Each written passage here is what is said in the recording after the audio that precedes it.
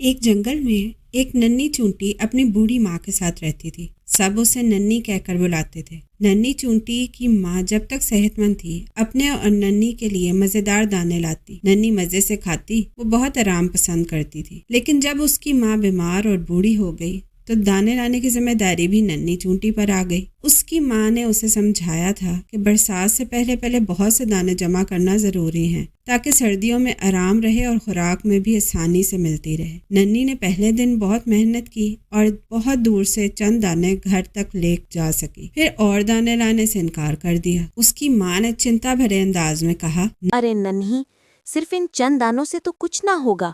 आखिर हम सर्दियों में अपना पेट कैसे भरेंगे? उस वक्त खुराक बिल्कुल गायब होगी। ये बहुत मुश्किल काम है। मैं तो सिर्फ चंद दाने ला सकती हूँ, इससे ज्यादा नहीं।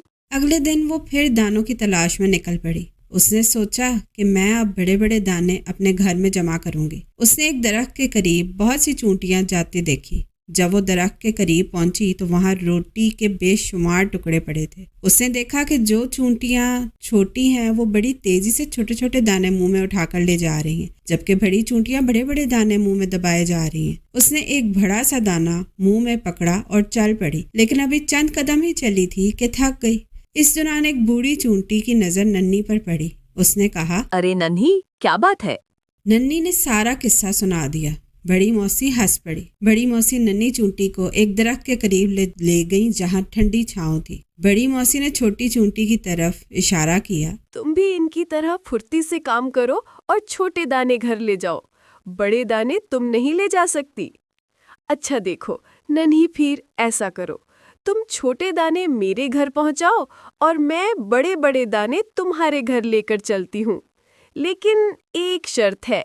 मौसी ने शर्त रखी कि तुम हर रोज 3 घंटे काम करोगी। नन्ही ने उनकी शर्त फौरन हंसी खुशी मंजूर कर ली। दिन गुजरते गए। चूंटी पाबंदी से रोजाना छोटे छोटे दाने मौसी जान के घर जमा करती और मौसी जान बड़े बड़े दाने नन्ही के घर ले जाती। नन्ही की माँ मौसी जान से बहुत खुश थी कि खुराक जमा करने में मदद कर रही हैं। जब नन्ही जरा आराम करती तो मौसी फौरन से उठने की और पाबंदी से काम करने पर जोर देती। एक दिन मौसी ने नन्ही से कहा, बस नन्ही, अब दाने जमा करना बंद कर दो। नन्ही ने जवाब दिया, मौसी जान, मैं कुछ दाने और जमा करना चाहती हूँ।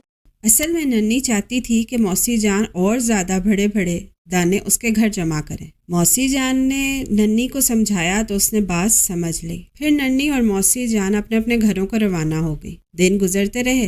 नन्ही के यहाँ बहुत सी खुराक जमा थी। खुराक के बड़े बड़े दाने देखकर नन्ही मौसी जान की शुक्रगुजार थी। एक दिन जब सर्दियां जोरों पर थीं और सब जानवर अपने घरों में आराम कर रहे थे, अचानक नन्ही के घर के दरवाजे पर दस्तक हुई। नन्ही के दरवाजा खोला तो खुशी से चीख निकल गई। मौसी सामने खड़ी थी। नन्ही ने जल्दी से उन्हें अंदर बुला लिया और खूब सेवा की। उसकी माँ भी मौसी से बहुत खुश थी। नन्ही ने कहा, मौसी जान, आपका बहुत बहुत धन्यवाद। क्यों नन्ही, किस बात का धन्यवाद? मौसी जान, आपने ये इतनी सारी खुराक जो हमें दी। अच्छा लेकिन तुमने वो खुराक तो देखी ही नहीं जो मैंने गोदाम में जमा की है, जो तुम लाई थी।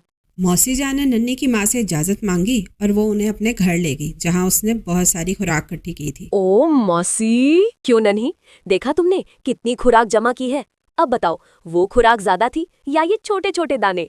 मौसी ने समझाया, देखो नन्ही, ये सब खाना तुमने ही जमा किया है। ये इसलिए बहुत ज्यादा है क्योंकि तुमने एक महीने में रोज बहुत मेहनत और ईमानदारी से काम किया। तुमने काम के दौरान एक लम्हा भी आराम नहीं किया। तुमने काम बड़ा नियम से किया। ये उसका कमाल है। फिर मौसी जान ने नन्ही को उस ढेर में से कुछ खुराक और दे दी। याद रखो, मेहनत और अनुशासन से काम करने में ही कामयाबी है। इतनी बड़ी कामयाबी कि तुम खुद हैरान हो जाओगे। बस मेहनत और लगन नहीं छोड़नी, फिर देखो दुनिया कैसे जीतते हो।